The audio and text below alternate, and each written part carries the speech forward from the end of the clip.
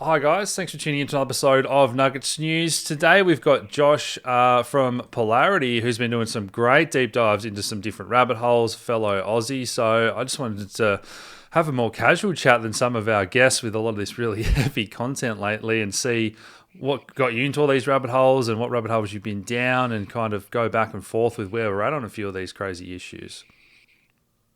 Yeah, thanks, man, and pleasure. Pleasure to be here. Appreciate you inviting me on. For me, how I got into this kind of weird world, I really started with like a fascination of UFOs, and which I guess spurs from the idea that there are things in our reality that we either aren't told about, or at least we aren't told the truth about. And through that, it's kind of more recently, yeah, landed me in the realm of, I guess, this satanic ritual abuse stuff, shapeshifters, and a lot of my early fans of the channel kind of comment on a lot of my videos saying, we want more of the UFO stuff, like go back to the UFO stuff, and I appreciate that. But I actually think that there is a link through all of it. Like I really do think that a lot of this stuff is connected in some way.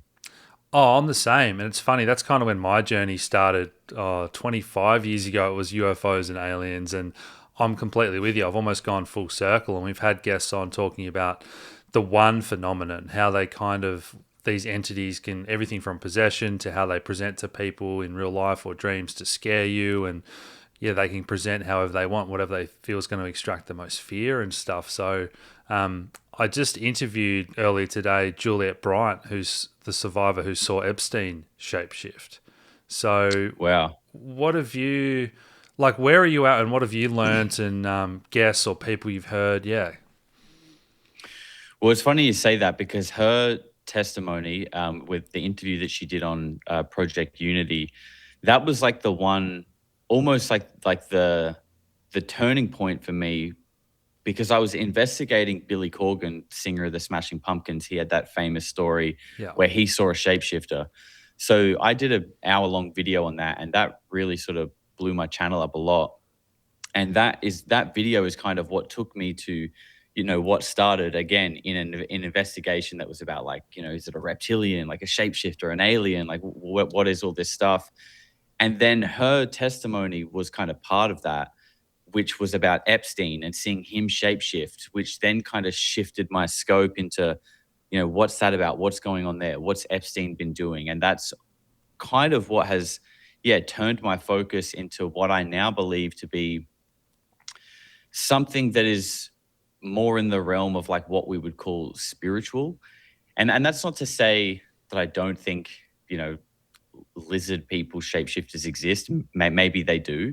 But I do think that the term shapeshifter is a little bit perhaps inaccurate, but it's the best word that, us people who have a completely paranormal experience, it's like the best word Mm. that we have to explain what it is that we're seeing. So, do I think Epstein's complete facial structure and bones and his jaws grew and changed shape in real time? Like, probably not.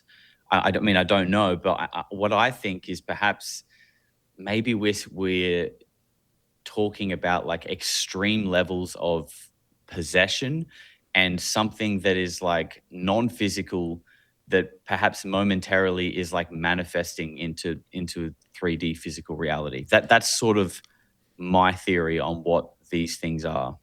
Yeah, I'm similar because even this morning, Juliet, when I sort of pressed her a bit more about it, often she referred to it as a demonic rather than, even though she drew it and she kind of said reptilian or shapeshifter, she still referred to it as like demonic kind of a couple of times. And that's what Annika Lucas and others have spoken about at these rituals and the blood Mm, drinking. But then David Icke does take it a step further, right, and talks about how they actually do fully shapeshift. And even that, I think, when you research it and you look at like reptiles in our real life in our world that can camouflage, or octopuses that completely yes. change color and texture, and it's like, well, hold on, we've got examples of this in our real world, so maybe it is possible. Maybe it is an energetic, spiritual, dimensional thing, or maybe it's like this hybrid bloodline that we keep talking about, where they kind of can change a bit. I don't know.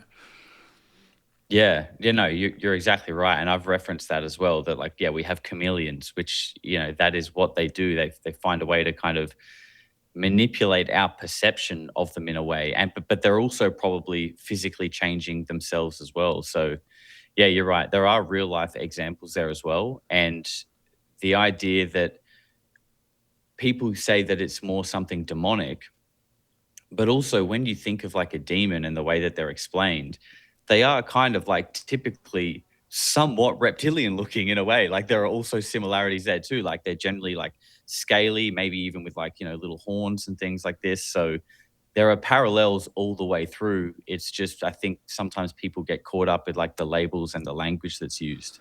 Yeah, exactly. And I think that words are, have all these meanings once we get into spelling and all this type of stuff. And if you look through every culture throughout history, they've kind of acknowledged good and bad spirits, whether they're called Yeah. the jinn or demons. And often it's got this, um, snakes, dragons, reptiles, whatever. Even Australia, the oldest myths of the rainbow serpent. So you've got to ask, why are all these people, all the way through to the Bible, talking about the seed of the serpent and all this stuff in relation to evil entities, right? Yeah. Yeah. No, I agree. And it is rife through all cultures. And, coming back to the satanic ritual abuse stuff, sort of in a way, so is that. I mean, I'm sure back then maybe they didn't call it satanic ritual abuse, but this idea of like, sacrificing someone, a young person, for the gods, for favor of the gods, it makes you. I mean, I don't agree with that at all, and it's horrible. But I'm feeling like there's obviously something to it, right? Like there must be. It must work. Whatever it is they're doing, it must have some power because otherwise, why would people throughout time and apparently still to this day be doing it? Which asks even larger questions about the world that we live in.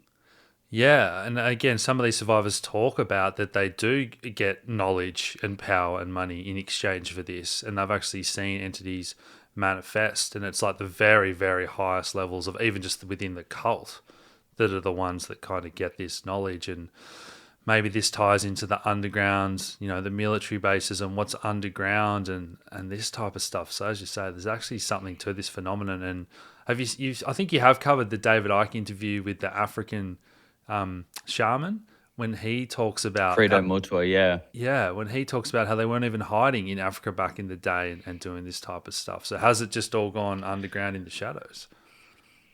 Yeah, I know, and that's a classic example as well. So yeah, that's Credo Mutua. I'm pretty sure that interview's about either 99 or sort of mid to late 90s. And the one thing that blew my mind the most out of that interview, there were many things, but the one big thing is when he references them as the Chitari. Hmm. And and I'm my audience know that like they always pay me out because I don't really watch many movies. I haven't seen a lot of movies or TV shows, right? So when he referenced them as the Chitari, as someone, who sort of investigates and researches, I was like, oh, cool. I've never heard that name before. Like, let's do a bit of research on the Chitari. You search the Chitari, the first thing that pops up is they are a race from the Avengers. Um, so they are from the Marvel comic, the Marvel universe, right? Now I had no idea about this. So I went back to look at like when is the first time Marvel referenced or created this Chitauri?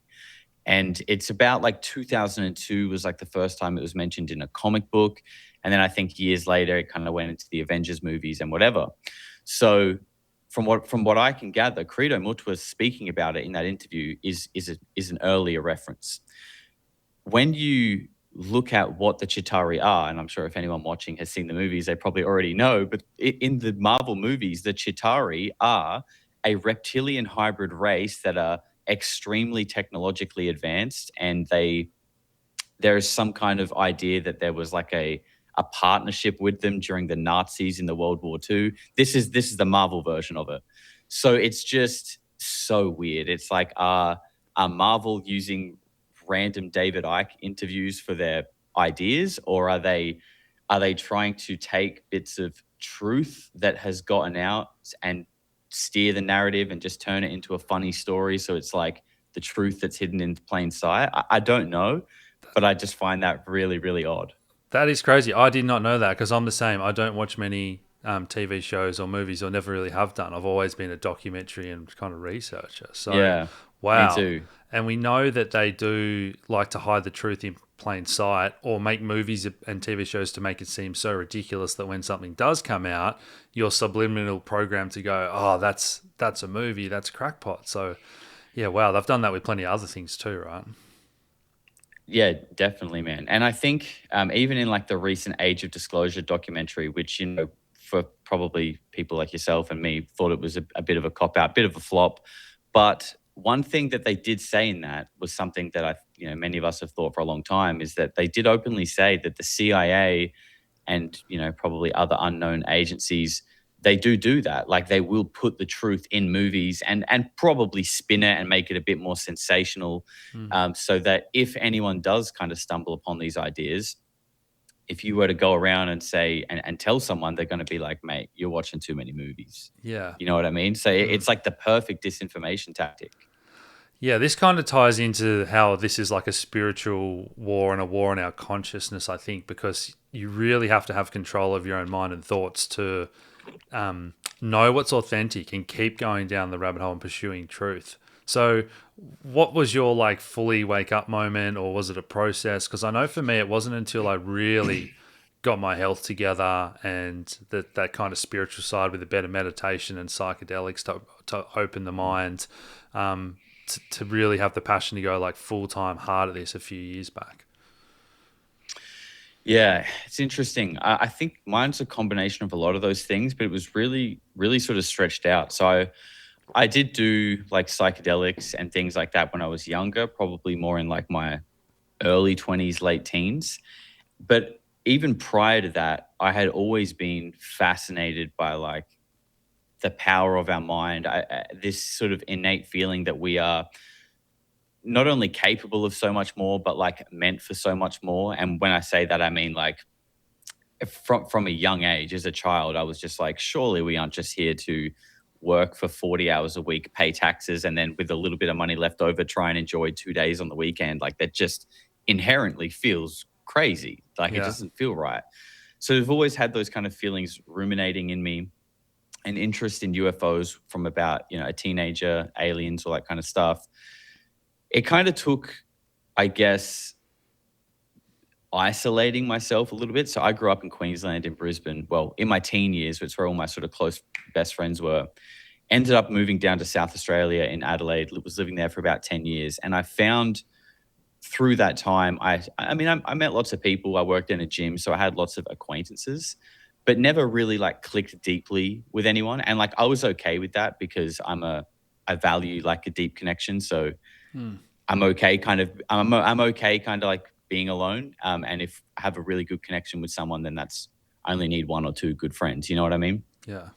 But I realized that I was sort of, not really clicking with anyone. And I had all these things that I was like deeply interested in that felt important to me, that I really wanted to talk about. And I I think eventually I just decided, so I studied film too. I decided I was just going to start talking about it on YouTube. And there was like this, like a lot of like fear, I guess, to do that, because not only, I mean, there's fear just to put yourself out there on YouTube that I think anyone could relate to, because you all of a sudden you're doing this thing, and Yeah. I think you would know that like people in Australia, we have like a bit of a tall poppy syndrome. When people try to do something that's different, like it's just cool to like shit on them, right? It's so Yes. silly, but we do. And on top of that, I'm talking about aliens and UFOs. So like in my head, I'm thinking, oh God, people are going to think, oh, Josh has gone crazy. Like, you know what I mean? Yeah. But David Icke talks about this. It's like when you kind of get over that hump of like caring what people think about you, Hmm. and not only that, when you put yourself out there, not only do you realize that for the most part, all the people that you're worried about caring don't. Like, no Yeah. one really cares what you're doing because they're all kind of worried about themselves. And then, but it also is gives you this like extremely liberating feeling of like you're like living in your own truth, and you're just really being and acting like who you are and like what you feel and saying what you really think. And for me, I think that action was kind of like what cracked open something that was already there for a long time, but I was like never brave enough to actually do it. Yeah. And I think that's what's taken me, like that's propelled me down this path. Yeah, you've hit on so many good points there, mate. I remember the first week of full time work I had as a pharmacist. I think I put something on Facebook like, man, that first full time work, it sucks. It's like you're a robot, you're a cog in a machine. And I think I joked like only 40 years to go to retire or something. But anyway, after a few years, I got really sick of pharmacy and just hated big pharma and worked out it was all corrupt. And that's when I quit. And we kind of became a crypto channel a bit by default just because crypto was kind of pumped at the time, even though we always spoke about politics and a bit of alternate stuff. But as you say, a few years ago, because when Pizzagate first came out, that was pretty big in the cypherpunk crypto community. It did the rounds, and I looked into a little bit, but again, there wasn't great documentaries and people joining all the dots yet, and so I didn't get back into it till a few years later. And when something cracked inside me when I realized that this was all true and what these people are doing to children. And that to me was like, I just don't give a fuck what other people think anymore. It's time to speak the truth. And particularly, like you said, because in Australia, we're one of those highest fluoridated countries, media propaganda, like the grip that the kind of cabal has on Australia.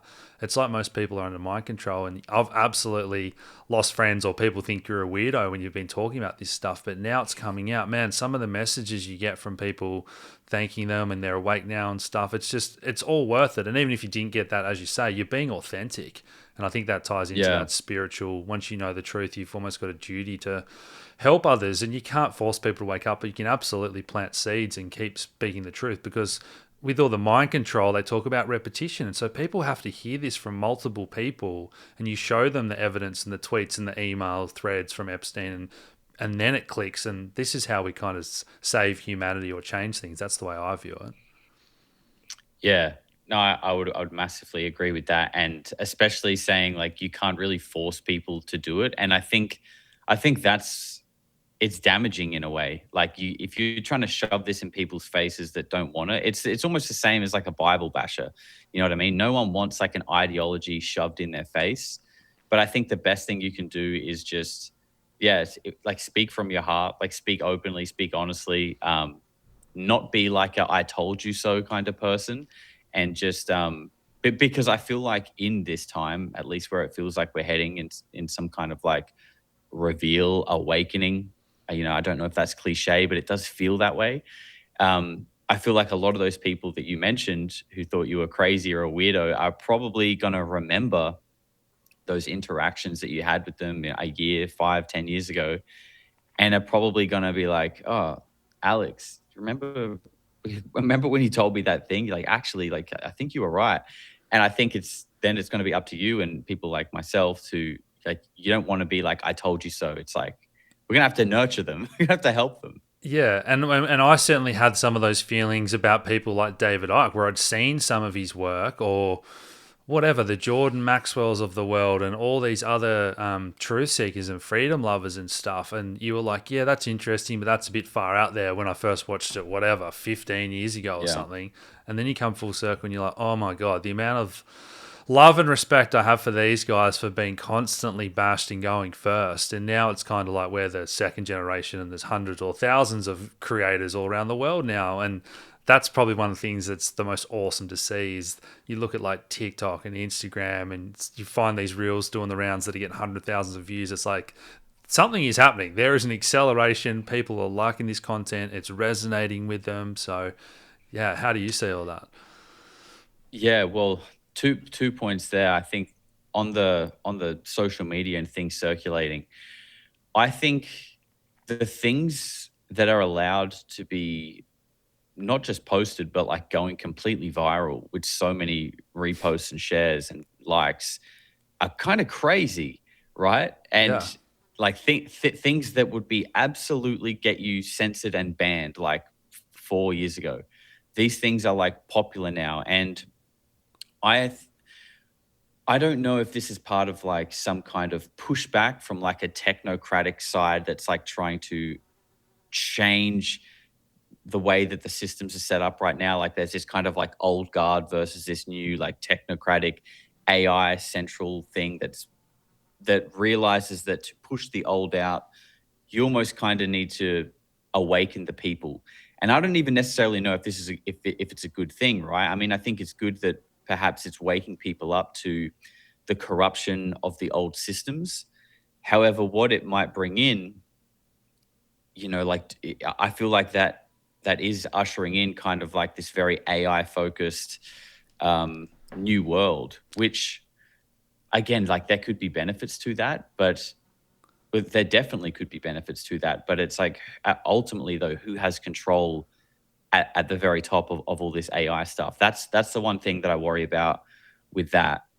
Yeah. Would Oh you agree yeah. with that? No, I'm with you Yeah. because this ties all the way to through to say Q, which I followed, and then obviously everyone was like, "There's Mm, no way that's true anymore." Now Trump's saying things like, "There's no such thing as the Epstein list," and Pam Bondi's yeah. covering it up now, and we're not seeing those big arrests or anything that was promised, right? And so it ties all the way through to that. But then the technocratic elite, as you say, and even just this morning, Elon introduced medical records where you can ask Grok, upload any medical document, and it'll become your doctor.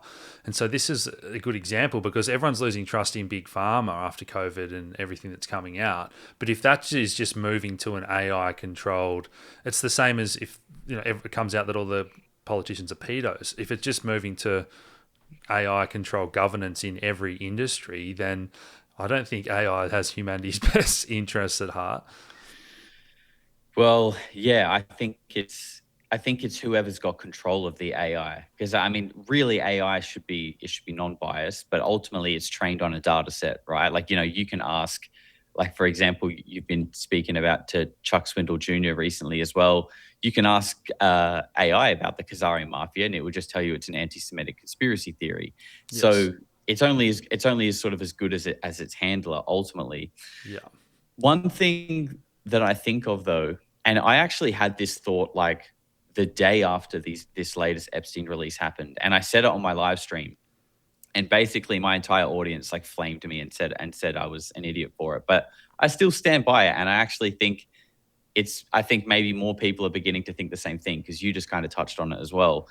Is that I don't deny that what's in these Epstein files is true. I think it very likely is. Maybe some of it's embellished, maybe some of it's fake. I don't know. But I ask the question, why? Like, why now? These people have been sitting on these things for a long, long time.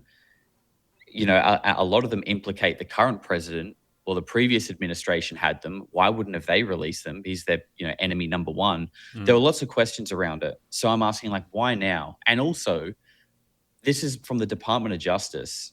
They must know, like, what are the implications of releasing this? And they must forecast that there's going to be like complete civil unrest, people as they are saying like burn down the government, like fuck this, let's start again.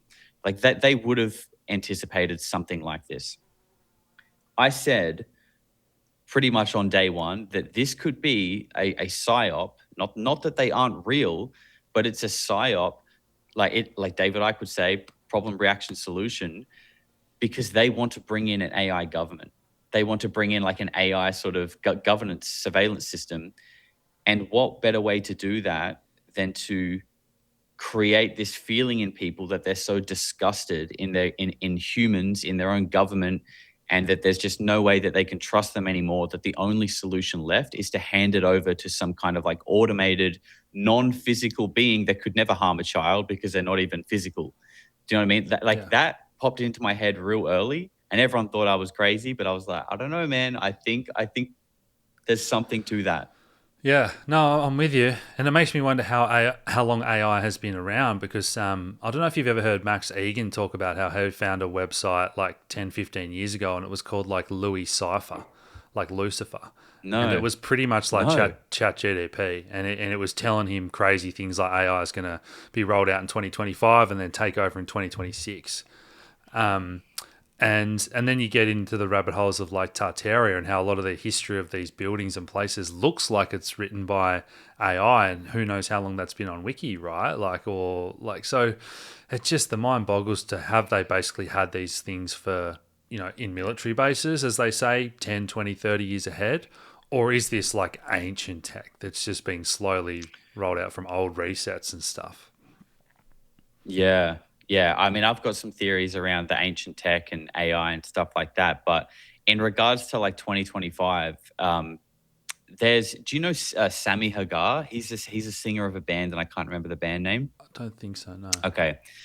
So that there's a guy named Sammy Hagar. He's a singer in an older band, and people are watching are probably annoyed. I can't remember because it's a big band. Anyway, he's also like a sort of a lifelong contactee, claims he had abductions earlier in his life. And he sings about how in a song in like the 70s, it was in 77, he's singing about how like in 50 years, there's going to be like a big shift and everyone's going to get like a grand reveal. People are going to know what's going on. You've got Jim Goodall. So Jim Goodall is like an aviation author, very tied into like people who are in Area 51, but also Ben Rich, who was like, you know, the overseer CEO of the Lockheed Martin Skunk Works. Yeah. And there's a famous clip of him in, I think it's 1991. It's early 90s. And he's basically saying he was on the phone to someone he knows very close to him. He doesn't say it's Ben Rich, but he kind of, I feel like it's either Ben Rich or someone close to him at Lockheed. And he says that he asks him, "Are UFOs real?"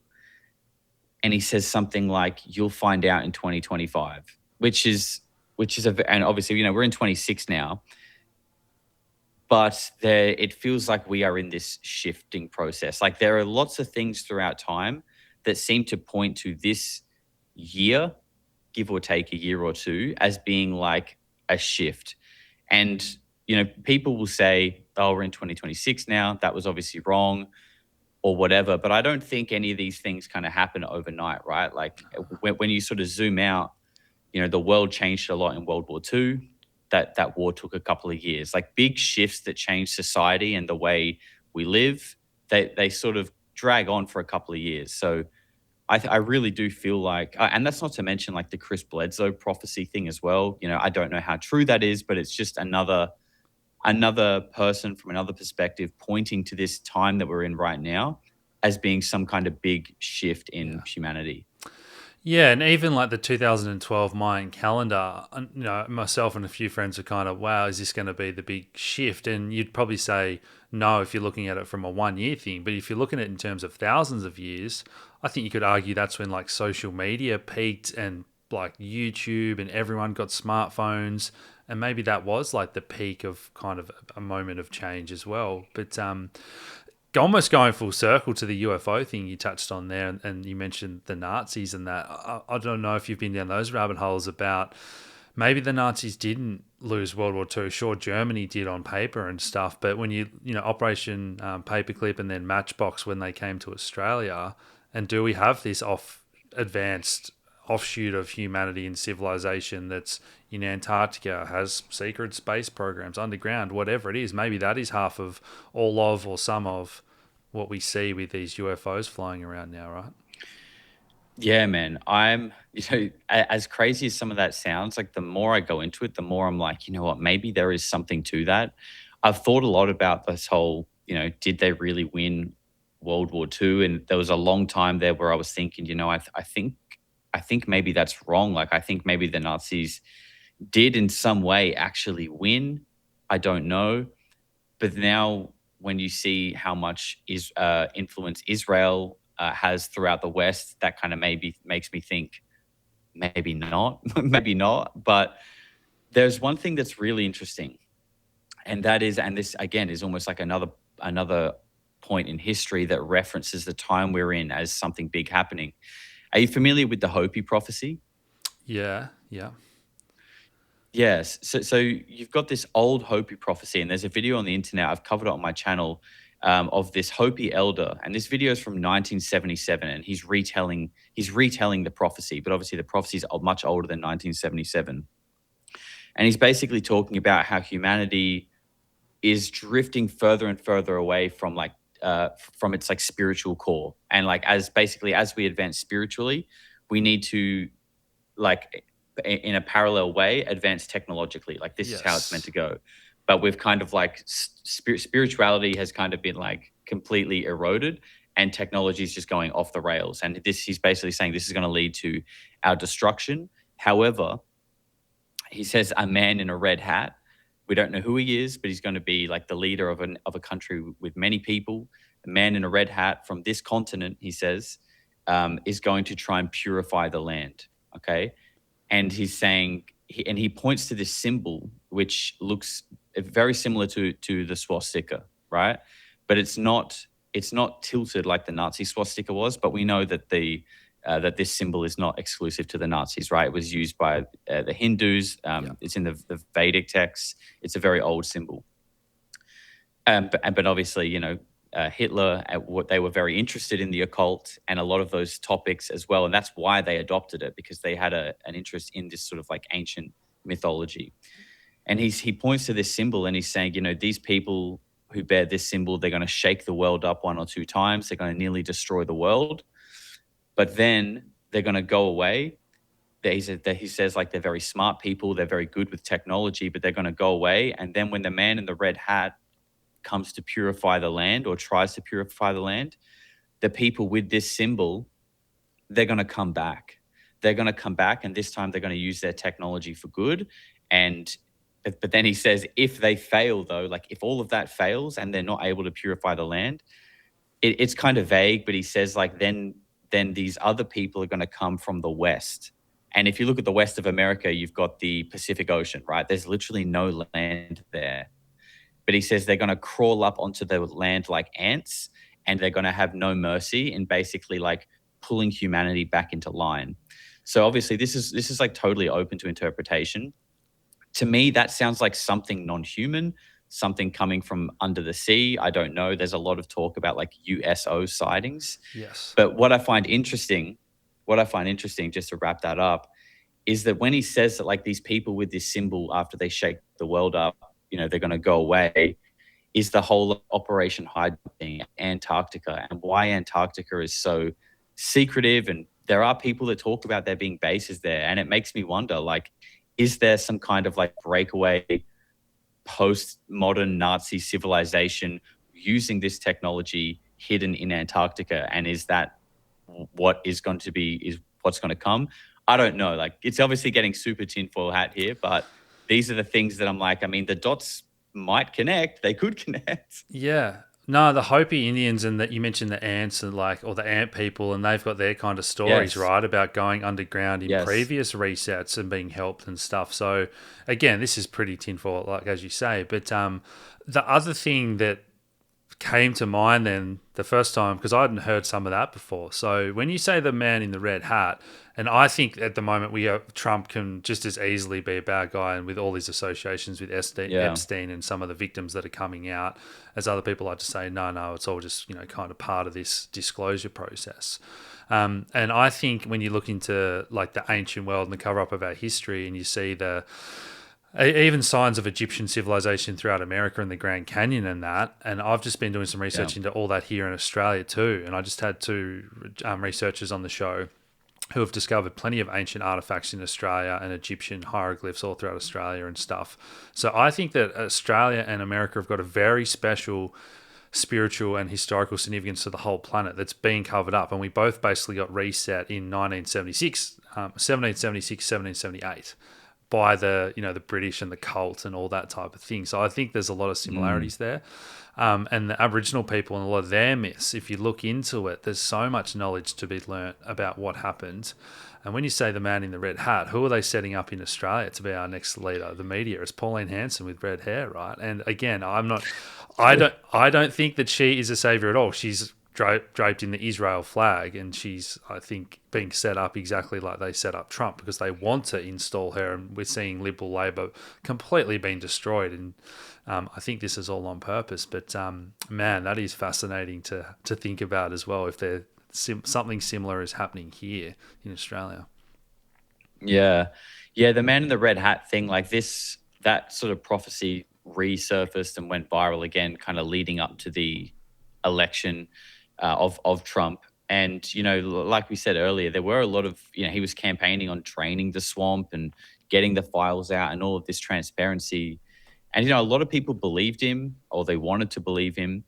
And I still do wonder, like, do a lot of these people who campaign to get in really have actual honest intentions? And then once you get in that office, there are just powers above you that are so big and strong that it's like, it doesn't matter, you will now toe this line? Or is the whole thing just a massive charade? It's literally just theater for the people. I think it's a bit of both. It's whatever they need, because I would argue maybe someone like Trump, that's been bailed out a lot of the time by these Zionist billionaires and stuff, always had close ties. There's that level of compromise, and then there's the blackmail. Some people can just be bought off with money. That's all they really care about. Mm, And then you've got useful idiots. I don't know, I'd think someone like, say, Alba, I don't think necessarily he's into like Satanism or pedophilia, but if he's just going to be the useful idiot that pushes the agenda and says whatever they want in the news, they don't really need to compromise him any other way. And he's the highest paid politician in the world. So, I don't think it's whatever they wow. need you to do to push the line, they'll do it. And if you don't play along, then maybe that's when the threats and the blackmail and the more extreme stuff starts. And we've got to remember, a lot of these people are programmed as well through these mind control Yeah. programs. So there's all these different aspects of how they can push their agenda.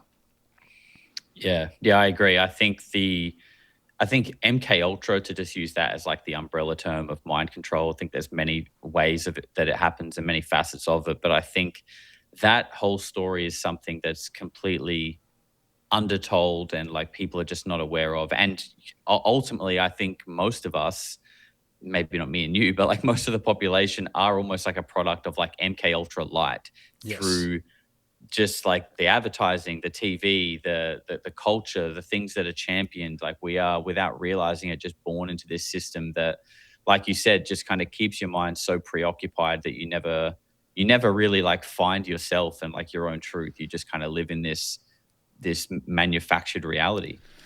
Yeah, and like I spoke about before, Australia is one of the highest fluoridated countries in the world. And I think they even might have decreased our levels of fluoride in the water like 10 years ago. But again, it's very hard to actually find information about this. A lot of the pesticides that are illegal, Roundup and that around Europe, and it's only still used in Australia and America to like make people sick, dumb people down and everything, right? So, we do have to wrap up soon, mate, but we might have to make this like a regular monthly catch up or something, see what rabbit holes we've both been down. But any other super interesting stuff that you've got on your radar, you've been covering recently?